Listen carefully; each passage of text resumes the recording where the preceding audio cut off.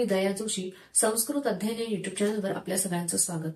आज आपण पाहणार आहोत इयत्ता 8वीचा सहाय्यक हा पाठ. सहाय्यक म्हणजे काय? मदत करणारे. या पाठामधनं आपल्याला आपण कशाची मदत घेतो तर हे यावरून आपल्याला लक्षात येतं की इथे तृतीय विभक्ती जी आहे तर त्याची ओळख आपल्याला या पाठामधनं करून दिलेली आहे. बघा, कोणती विभक्ती? तृतीय विभक्ती. तर तृतीय विभक्ती जी आहे तर या तृतीय विभक्तीचा कारक आहे करण. कारक म्हणजे काय? तर उपयोग. तर आपण तृतीय विभक्तीचा उपयोग कशासाठी करणार आहोत तर क्रियेचं साधन जे आहे. करण म्हणजेच काय? क्रियेचं साधन. अर्थात तुम्हाला असा प्रश्न पडला असेल की आपण ह्या सगळ्या विभक्ती आणि त्यांचे कारक यांचा अभ्यास कशासाठी करायचा, तर तो अभ्यास यासाठी आपल्याला करायचा आहे की ज्या वेळेला आपण संस्कृत भाषेमध्ये लिहितो, बोलतो, रचना करतो तर त्यावेळेला कुठल्या शब्दाची कोणती विभक्ती आपण वापरायची आहे तर त्यासाठी आपण या विभक्तींचा उपयोग जो आहे तर तो समजून घेणार आहोत आणि त्याप्रमाणे आपण उपयोग करणार आहोत.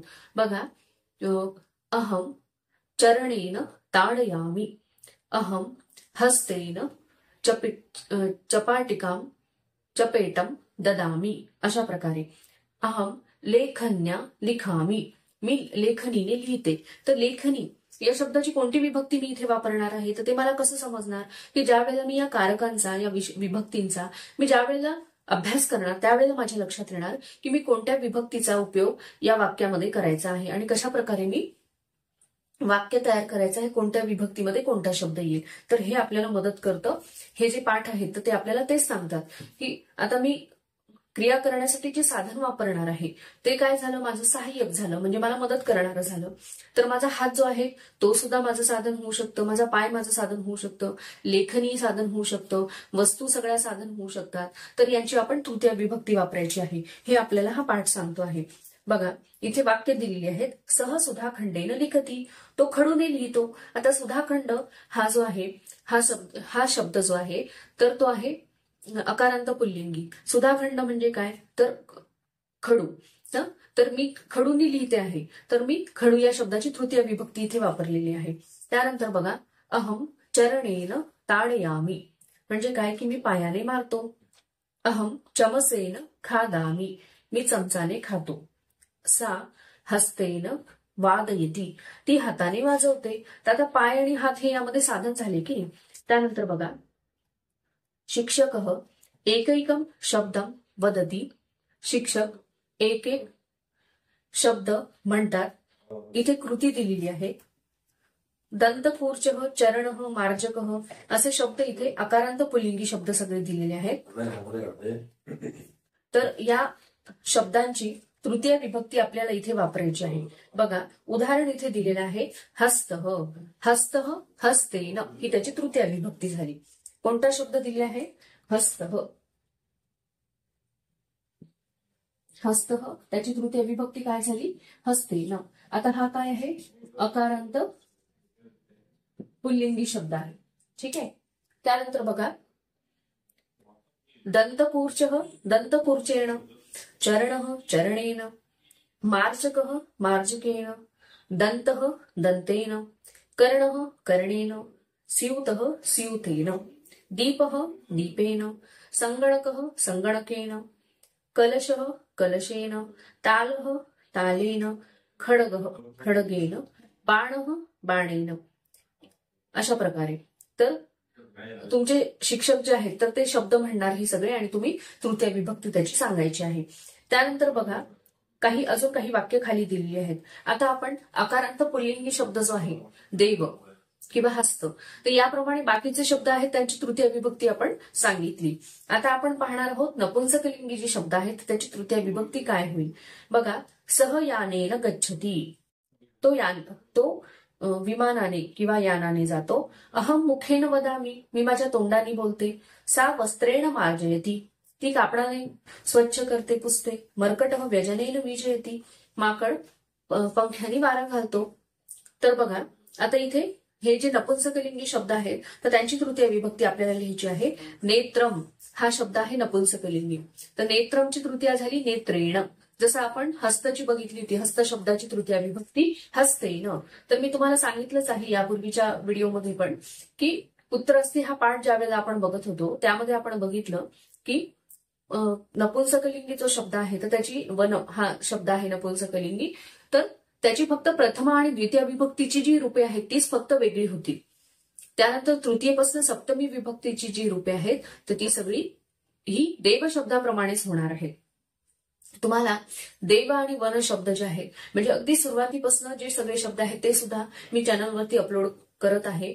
देव शब्द हा अपलोड केलेला आहे आणि बाकीचे पुढचे शब्द सुद्धा त्याचं योग्य उच्चारण कसं करायचं आहे, अर्थात हे जे शब्द आहेत तर हे आपल्याला कशासाठी पाठ करायचे आहेत, कारण ह्या शब्दांचा उपयोग जे आहे तर आपण इतर शब्द जे आहेत तर ते अकारांत पुल्लिंगी शब्द असतील किंवा अकारांत नपुंसकलिंगी त्या शब्दाप्रमाणे आपण ती वाक्यामध्ये त्यांच्या विभक्ती वापरतो आणि त्याच्यासाठीच हे शब्द पाठ असणं खूप जास्त आवश्यक आहे.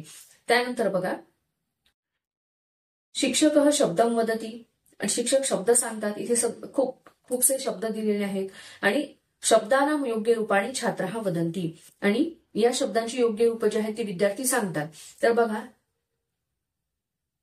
नेत्रम नेत्रेण, वाहनम वाहनेन, जलम जलेन, वस्त्रम वस्त्रेण, यंत्रम यंत्रेण, व्यजनम व्यजनेन, पुस्तकम पुस्तकेन, भांडम भांडेन, शस्त्रम शस्त्रेण, अशा प्रकारे. त्यानंतर बघा, आता आपण स्त्रीलिंगी शब्द पाहणार आहोत. यापूर्वी सुद्धा आपण बघितलं की माला हा आकारांत स्त्रीलिंगी शब्द आहे, तर आकारांत स्त्रीलिंगी शब्दाची रूप पण आपण बघितली होती. जी सप्तमी विभक्ती आपण त्याची बघितली होती तशी आपण आता इथे तृतीय विभक्ती बघणार आहोत. त्यानंतर नदी हा दीर्घ इकारांत स्त्रीलिंगी शब्द आहे, तर त्याची सुद्धा रूप आपण इथे पाहणार आहोत. बघा, शिक्षक शब्दम वद, इथे आधी वाक्य दिलेली ती आपण आधी वाचूयात.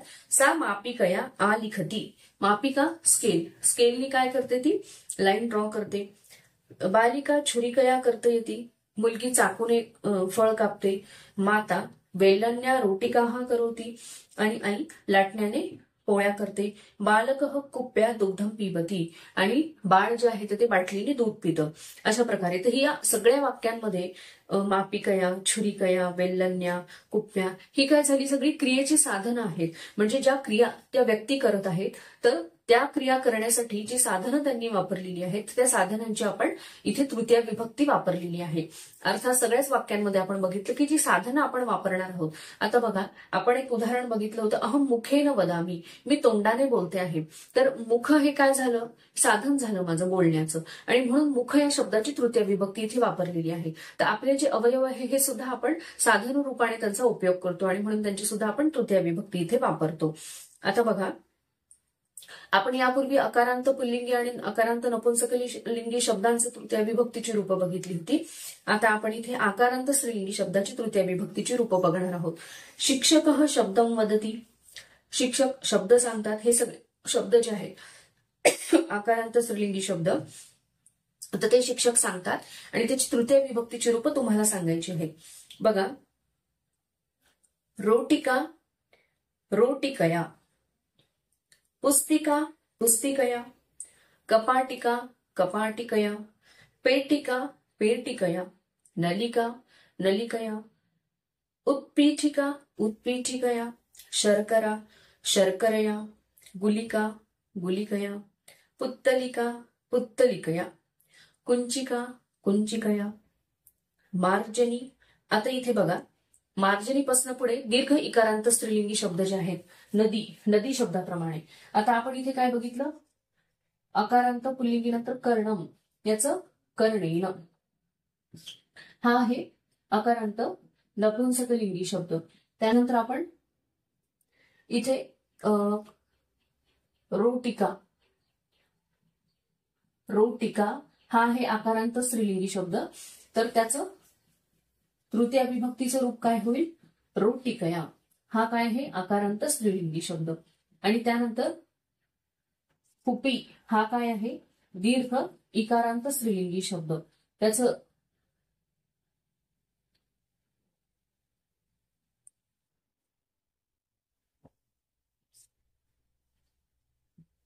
तृतीय विभक्तीचं रूप होईल कुप्प्या, दीर्घ इकारांत स्त्रीलिंगी. बघा,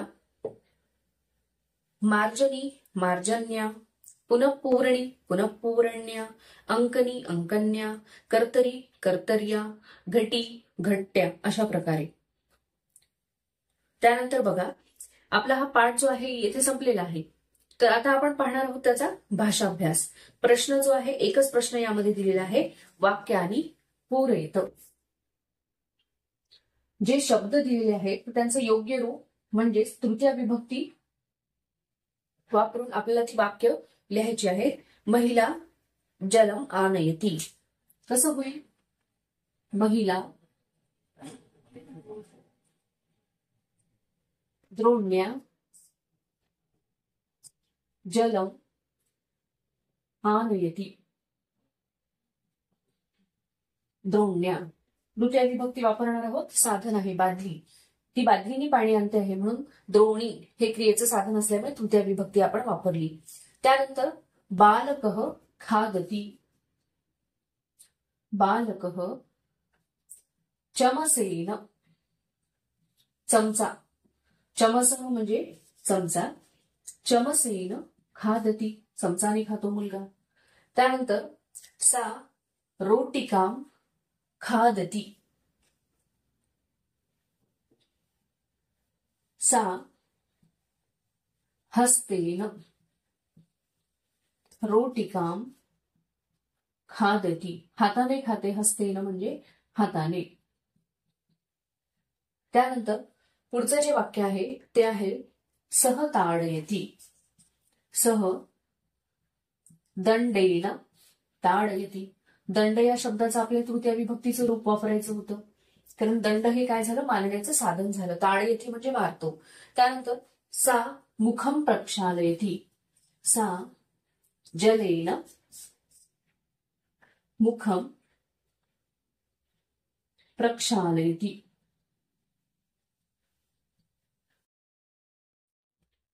त्यानंतर पुढचं जे आहे ते आहे अहम तालम उद्घाटयामी. अहम कुंचिका शब्द दिलेला आहे. अहम कुंचिकया तालम उद्घाटयामी. कुंचिका म्हणजे काय? चावी. मी चावीने कुलूप उघडते अशा प्रकारे. तर यामध्ये 6 वाक्य होती. हा जो भाषाभ्यास आहे यामध्ये 6 वाक्य होती. ती आपण तृतीय विभक्तीचा इथे उपयोग करून योग्य त्याचं रूप इथे वापरून आपण त्याची पूर्ती केलेली आहे. तर ही वाक्य जी आहेत ती तुम्ही लिहून घ्यायची आहेत.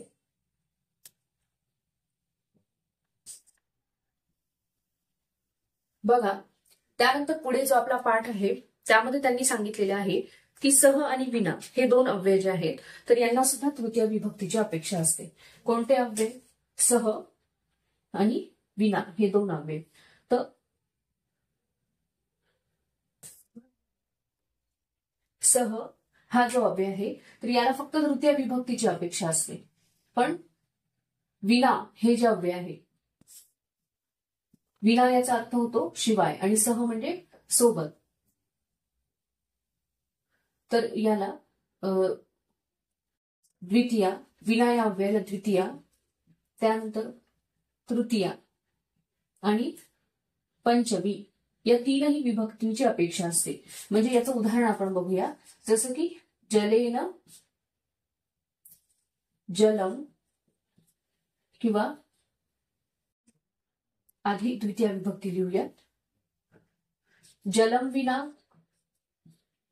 त्यानंतर जलेन विना आणि जलात विना. मत्स्याः न जीवन्ति. अशा प्रकारे 3 विभक्तींचा प्रयोग आपण विना या अव्ययासोबत करू शकतो. परंतु सह या अव्ययाला फक्त तृतीय विभक्तीची अपेक्षा असते. तर यालाच काय म्हटलं जातं? उपपद विभक्ती. आतापर्यंत आपण जे शिकलेलं आहोत त्यामध्ये बरेचदा या उपपद विभक्तीचा उपयोग झालेला आहे. तर मी तुम्हाला सांगितलेलं आहे की दोन प्रकारच्या विभक्ती आहेत, एक म्हणजे कारक विभक्ती आणि दुसरी उपपद विभक्ती. आता आपण बघितलं की प्रथमापासून सप्तमी पर्यंतच्या ज्या विभक्ती आहेत, प्रथमा, द्वितीया, तृतीया, चतुर्थी, पंचमी आणि सप्तमी, षष्ठी विभक्ती नाही, कारण त्याचा कारकांमध्ये अंतर्भाव होत नाही. तो फक्त दोन व्यक्तींमधला संबंध दर्शवण्यासाठी षष्ठी विभक्तीचा प्रयोग केला जातो.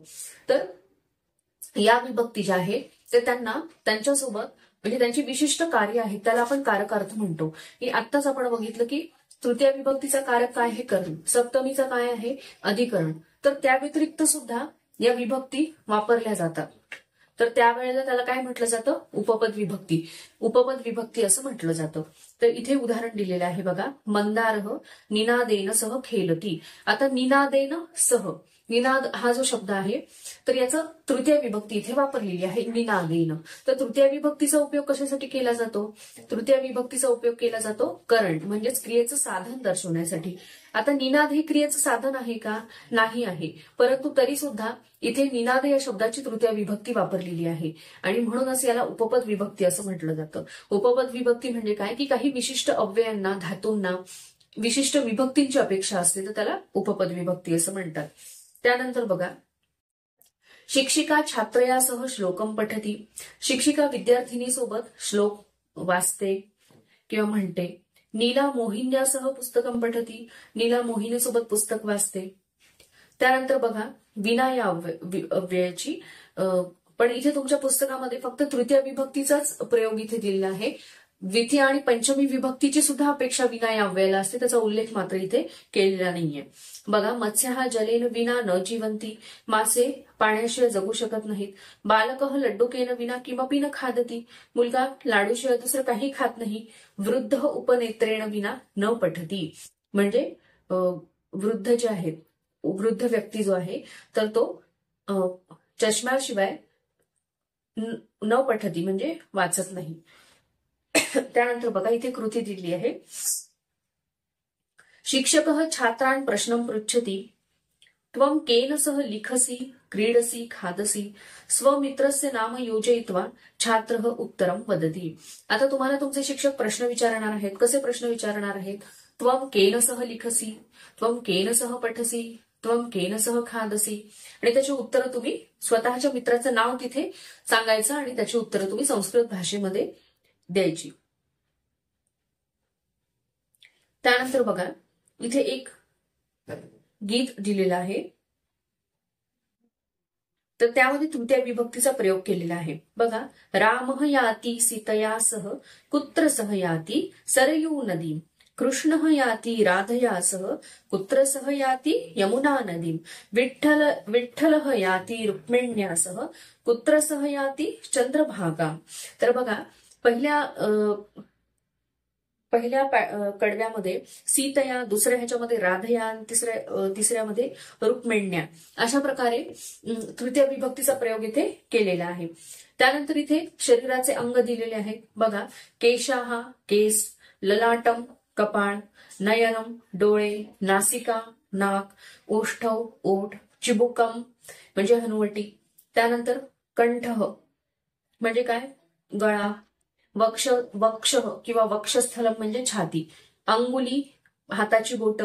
हस्तः हात. मणिबंधः मनगट. कूर्परः म्हणजे काय, कूर्परः. त्यानंतर कर्णः म्हणजे कान. त्यानंतर स्कंधः, स्कंधः म्हणजे काय, खांदा. त्यानंतर उदरम म्हणजे पोट. अंकः मांडी. त्यानंतर जानू गुडघे. पिंडी म्हणजे पोटरी. त्यानंतर पार्श्वही म्हणजे टाच आणि पादः म्हणजे काय, पाय. अशा प्रकारे तुमच्या शरीराची जी अंग आहेत त्याला संस्कृत भाषेमध्ये काय म्हटलं जातं ते इथं दिलेलं आहे. ते सारखं सारखं म्हणायचं म्हणजे तुमचं पाठ होईल आणि संस्कृत भाषेमध्ये तो प्रयोग करायचा. त्यानंतर इथे क्रीडा दिलेली आहे. विदूषकः वदति कर्णम दर्शयत. विदूषक काय म्हणतो, कान दाखवा. मग तुम्ही कान दाखवायचे, कानाला हात लावून. मुखम उद्घाटयत, तोंड उघडायचं आहे. केशां स्पृशत, केसांना स्पर्श करायचा. हस्तम उपरी कुरुत, हात वर करायचे. नेत्रे निमीलयत, डोळे बंद करायचे. अशा प्रकारे म्हणजे जे शरीराचे जे अंग आहे तर त्या सगळ्यांची सतत पुनरावृत्ती झाली म्हणजे चांगल्या प्रकारे ते लक्षात राहतात. आणि म्हणून ही क्रीडा म्हणजेच गेम इथे दिलेला आहे. आपला हा पाठ जो आहे तो इथे संपलेला आहे. माझा जर व्हिडिओ तुम्हाला आवडला असेल तर लाईक करा, शेअर करा आणि माझ्या युट्यूब चॅनलला सबस्क्राईब करा. धन्यवाद.